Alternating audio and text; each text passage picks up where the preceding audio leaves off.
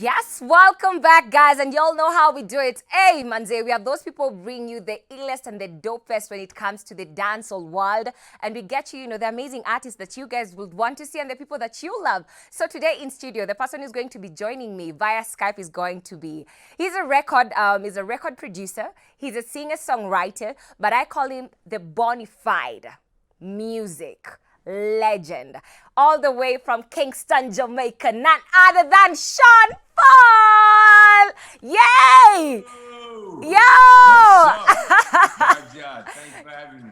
Oh my God! Thank you so much for availing yourself for us. I'm super humbled. We love your music here in Kenya, and you just mentioned to me when we were just having a conversation before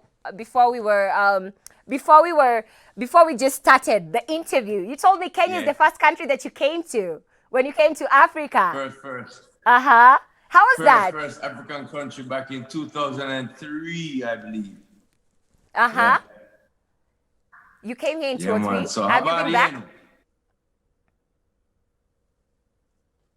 Sorry, have you been back again? Have you been back to Kenya for a tour or for a show, or you're looking forward to? I've been back about 2 times. I've been back about 2 times. Being the first African country, it's always nostalgic to come back. But I said, habari yenu? Mzuri sana. Big up. Yes, amazing. I know, just to start off, I'm going to start off with what has been happening in the world. COVID-19 came and things changed, and, people started doing things very differently compared to how the normal usual was. How has COVID-19 been for you? And also when it came to your family, do you feel like it gave you more time to spend with your family and not on the road? How has the experience been for you? Yeah, it's been a lot more family time, which I am grateful for. However, what I do is music, and I tour and perform a lot. So that has been impacted, and I've had to adjust, you know what I mean? So the first few months I was really depressed, just thinking about, everybody that's been affected. And I wasn't going to the studio at all. But then about August, touring stopped, so the lyrics start pop. You know what I mean? And I went back to the studio and started to do a lot of work. So I have 2 albums about to drop in this year early, and also been doing a lot of work where it comes to trying to help out people. I have a foundation called Sean Paul Foundation that is helping to get food and supplies to people. Also, we did some watersheds for farms, small organic farmers, that they could always have, water, which is an essential part of their growing. So things like that have been happening because more and more I have this time on my hand, and God has blessed me, and I want to help out people in this time, which has been a very crazy time on earth. So we're doing those things. Yeah. But most of all, I'm just loving the family time. You know what I mean? Yes, I do understand what you mean. And, talking about your 2 albums that are yet to drop, do you have a particular or a specific time frame to which your fans can expect? And, because I'm very sure everyone is anticipating. They're like, when are these albums dropping? We can't wait. Can you just tell us when and where is the album going to be dropping? Yeah, man. The first album is called Live and Living, and that is because a lot of people, I call it that because a lot of people say to me, dancehall, there's no numbers, and it's there. So I like to tell people that it's live and living. And this album features many different people in dancehall, from producers to engineers to artists that I work with. So it's more of a hardcore dancehall album, which I haven't done in quite some years. Called Live and Living, and it's gonna drop March the 12th. We have on the album Busy Signal, Wow. Buju Banton, artist named Bugle, artist named Jesse Royal. Woo! I have an artist named Squash. I have another artist named Mavada. Wow! I have another artist named Serrani. Yes! I have another artist called intense, new kid on the block. So yeah, we're doing quite a bit of work. So Left Side is on the album, producing, and also appears in a song with me. So this first album is called Live and Living. It's a salute to my dancehall brethren and to my dancehall genre. And it also features just strictly dancehall production and dancehall artists. So you guys can look out for that one. Big up to Buju Banton, who has always been an inspiration for me. And he also appears on the album. Now the album got party tracks, as everybody knows me for, but it also has more meaningful tracks, you know what I mean? Tracks that I could say is what you call just more conscious material. Yeah? So also I got to big up to Baby G, who is a producer that has my song called Chronicles out. So Chronicles is basically a reggae one-drop song, and it's about relationship problems and how to work it out. It's like a breakup song, which I'm telling the girl to give me a chance. You know what I mean? Okay. Because in every relationship you need chances, and you need to, you need for there's forgiveness as well in that word called love. Yeah. So this is what this song is about. So big up to Baby G and the whole team for the production on that song. So the next album I'm doing is about in April, May, and it's called Scorcher. And it features people like Sia, people like Jada Kingdom from Jamaica. I got Gwen Stefani and Shensia on one song. Gwen Stefani and Shensia. Wow. We work with Ty Dolla $ign. Okay. We also work with Stylo G and Tovlo. So yeah, 2 albums, 1 year. That's gonna be crazy. Like, what? There's so much. So the first one's called Live and Living. The next one's called Scorcher. And I've been putting out singles like Chronicles right now, all over the place. So this is what we're doing, man. And people ask me, how come I'm putting so much music out in a pandemic? And I said, there's people still flying planes. There's people still,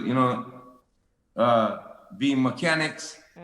And so I would like to tell people that I'm a musician and and this is what I do. I put music out.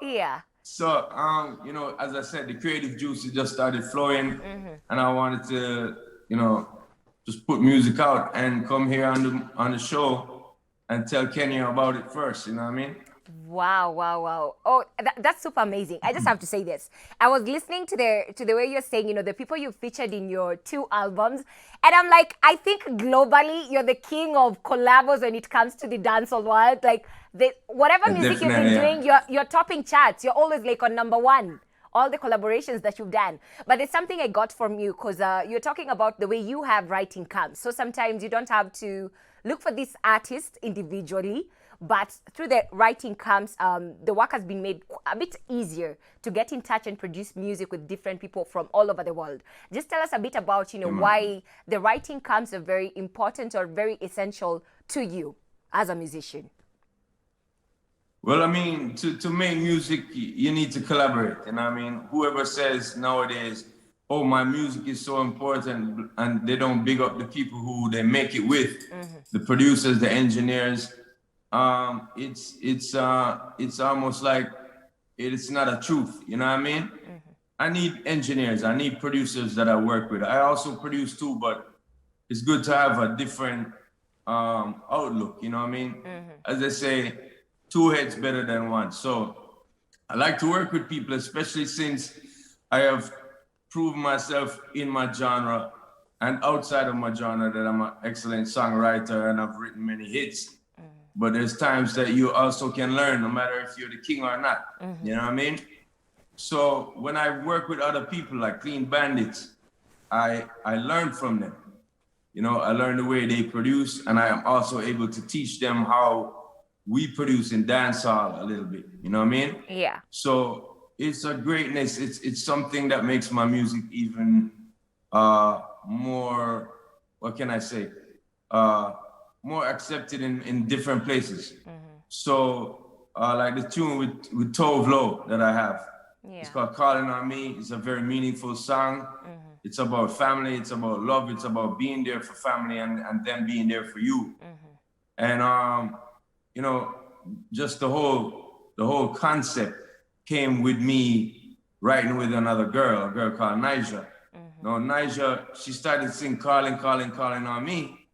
And a lot of people in the studio thought it was like, you know, a booty call type song, like calling on me. Yeah. But I heard something different when she was singing it. You know, I heard family, I heard love, and I heard being there for people. So it's also the mood I've been in. You know, unfortunately, a few years ago, my father passed. So my dad and myself went through many different stages of life. You know, he was a wild one at first, but by the time he was, you know, an older person, he was a very good friend for me. I've already grown up, and we became friends. And this song was me writing to him and to my family about, you know, that I'll always be there for them. So also the song didn't come out 2 years ago. It just came out last year in the pandemic, which was just, to me, I think it really matched the time. And I really didn't have to put out much songs at first last year because it was talking about how hard it is and trying to be there for each other. So very meaningful song for me. And that only came by collaboration, you know what I mean? It sparked something in my brain, what Nigel said, and then she was able to lay the track down, and then I got in and started talking about love, you know what I mean? So just something that we try to do to expand how the music sounds and how it's presented. I mean, we still do grassroots dancehall music, which is very apparent on the Live and Living album, and especially with the single Chronicles. Definitely real dancehall production there. But then when we do songs like Calling on Me, it's a bridging of the gap between worlds, you know what I mean? So some stuff that I probably wouldn't play in the rhythm, those producers help me and they play that type of style. Blending it is something I've seen Bob Marley do. It's something I've seen people like Jimmy Cliff do. And, you know, the music kind of gets a new life. So basically, I like to work with people, and that's how I do. Big up to everybody who like the collabs that I do. Yeah, you have a very huge, humongous fan base here in Kenya. I'm also a very big fan of your music. I've grown up listening to you. And I just want to ask this, you know, you started out, you know, you were a bank teller at some point in your life. You were a chef at some point in your life. But you had the dream, you know, to become a musician and to become this star that we know right now.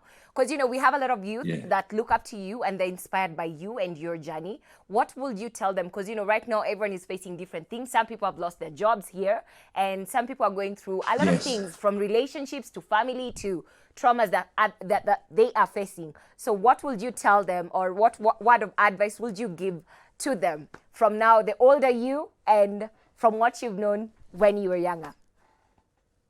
Yeah, you know, the older me would tell the younger me to do everything the same way. I wouldn't change anything in my life. Reason being that life is about balance, and sometimes you're on the top of the wave, and sometimes you're not. You know, that's just something that you have to know, and you have to learn. As I said, even the king has to learn every day. So it's good to do that. I think life is about experiences. Life is about learning. So if you want to go into music, especially now, there's hardly money in it. You know what I mean? Especially for me, touring was the way I tried to make a lot of money. But I do it because of love. I do it because I want to express myself. I do it because I want to entertain people. I do it because I want people to smile. I want them to learn something, to be educated. I want them to feel emotion and even cry. Because I'm an artistic person and I feel those emotions, and I want people to have feeling in life. So that's my purpose, you know what I mean? Yeah. So I think that younger artists nowadays should not look at the fame at first. They shouldn't look at the money that can be made at first, because there's still money to be made. But what we should look at is just to express, help to edify, help to educate people, and help to bridge the gap. Music is a very important thing. Yeah. Word sound power to me is very important, and our ancestors knew that. They used that a lot. You know, what you say becomes things. You have to know that. So those things are very important to me. So as a young artist, you should know that the money will come, the fame should come, if you are very true to your craft and very true to what you have to bring to the game. Everybody brings different things. You know, I would bring something different than Spragga Benz or Beanie Man. Yeah. But everybody plays their own part. So for me, there's no need for the competition. There's just a need for bringing your full heart and talking from that position, from that heart, no matter what it is. Yeah. If it's about girl, shake that thing, and that's how you feel in the heart, say that. Yeah. That's exactly how I felt back in the day. But then I also felt to say things like Hold My Hand, which is a very nice love song, and also things like Calling on Me, which is a very meaningful song. So just say it from your heart, and big up to everyone who wants to do art, because art does change the world. Music and artwork changes the world.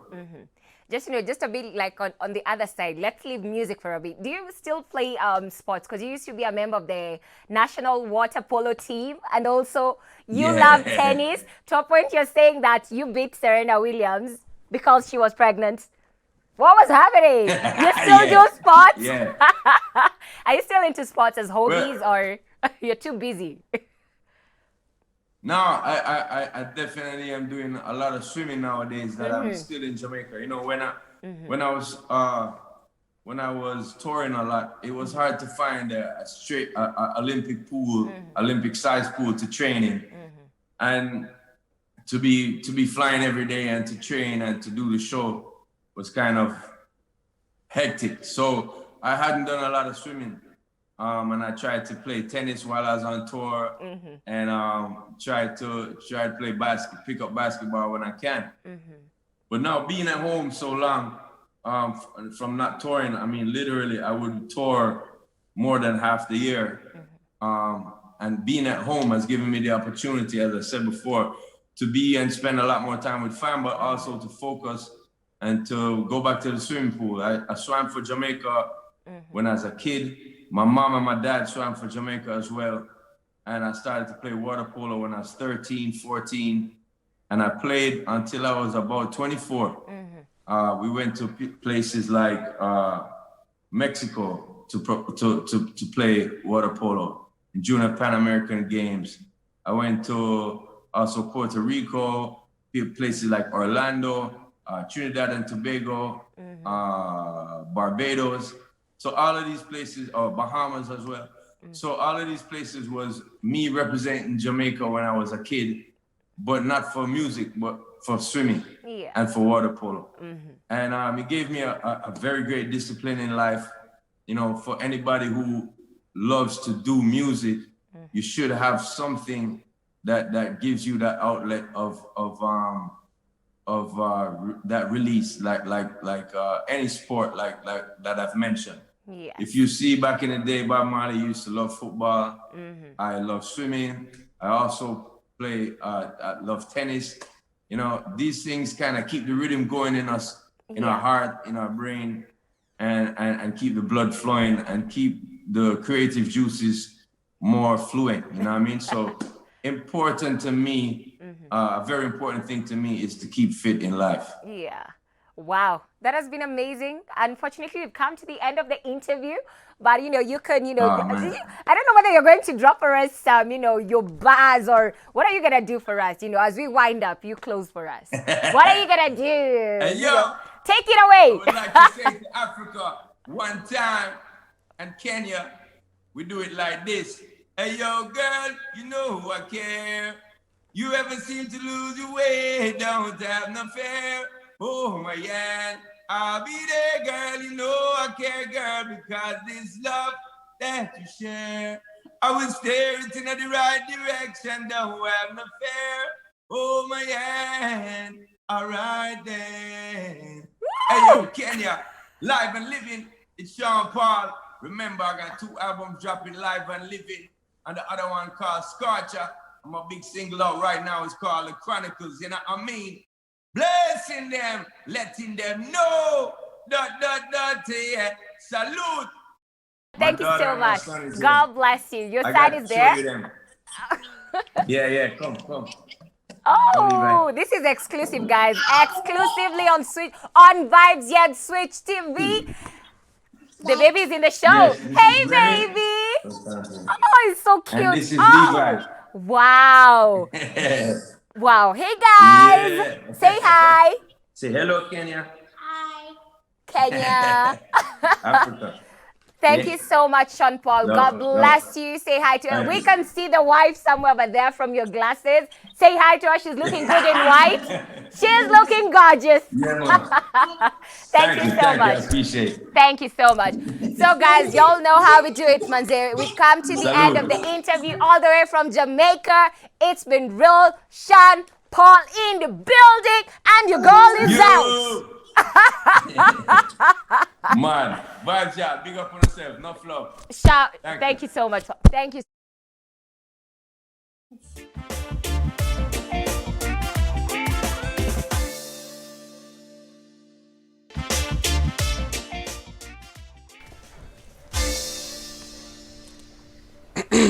Hey, manze, welcome back, manze. First of all, I want to big up Sean Paul, manze. Yeah, man, for the interview, manze. Big up yourself, manze. Hey, ni Sean Paul ama ni Sean Paul, bro? Ama it depends on where you come from. Exactly. Ebu sema Sean Paul. Oh, mimi sema Sean Paul. Lakini si mnamjua hata watu si mnamjua. Manze, ilikuwa interview noma sana, manze. Big shout out to Sean Paul, manze, au sio Dimajeli. Yeah, exactly. Alafu kuna customer. Unajua reggae hizi endelea bila mwanadada. Kush. Yes, wagwan! Yeah, sijui wanasema Sean Paul, but yo, and it was Sean Paul. Naum says the baddest of them all, manze. He's a legend. I'm like so humbled to have had him on the show today. And manze, 2021, manze, we are going to be bringing you dope interviews. Wasanii yani, kazi yenu ni kutushow, mnataka nani akam kwa studio, and us we are going to deliver on 111 444 111 at only 1 shilling SMS line yetu. And I want to shout out kikosi yangu true manze, naona Racha anasema tuned in from Nax Vegas show ni moto sana. Jonte anasema nyahe massive niko ndani ile Beard. Aki ameandika bed ama ni mimi sielewi hizi lugha zenu, but anasema hadi nashikisha kimera manze katashika mbaya #wagwan. I'm saying Dana anasema niko ndani kabisa Empress nikiwa huku pande za Kibwezi. And I'm saying Ruben anasema Vybz Yaard manze, I'm Ruben from Masima Chacos. Tune in guys, and the beautiful and amazing Kush cutest, asante sana. Naona kuna msee alikuwa anataka kupita naye. Walter anasema niko ndani from Bungoma. Sawa, watu wa BG County, Kimili sub county, mpaka ametupatia the exact location. Remember manze, mkitaka tucheze request zenu DJ Kalonje cheze kama #VBR, that's #Vybz video request. You send in kwa ile WhatsApp na mimi napita mahali hapa like cheza kama we inacheza mahali somewhere over here, and you get to watch yourself on screen, and your song gets to be played by DJ Kalonje. Yo, so what gonna say? Say do it fanye ile kiru. Yeah man, alafu pia ningependa kupita pia na wase wangu hapa hivi teketeke. Kwanza kuna msanii anajiita Shanti anauliza anataka kujoin Mix Masters Academy. Atazapatikana Mix Masters, tuko pale Pangani manze. Studio ziko hapo, mambo serious. Yeah, big up Jose. Anasema Kalonje on top, big up Buju Banton wa Kenya. Mambo serious. Big up John, big up Step Afisi Mpole. Big up kijana Korofe Msikiti. Big up Simon Njoroge, ya big up Machozi ya Nyoka Senior. Big up this man called Angwala. Big up Yujo Blender, big up Mwikali Steve. Big up Bonnie Wailer. Sijasema anaitwa Bunny Wailer, anasema anaitwa Bonnie Wailer. Man, wako locked mambo serious, wanasema Jaba inawabamba huko mtani, Vevi inawabamba mtani wakiwa kwenye hiyo number 1 TV station Switch TV. Kalonje anazidi kuwachanganya. Dimajel Mwenga niko hapa hivi lazima leo atati. Keep it locked and God bless.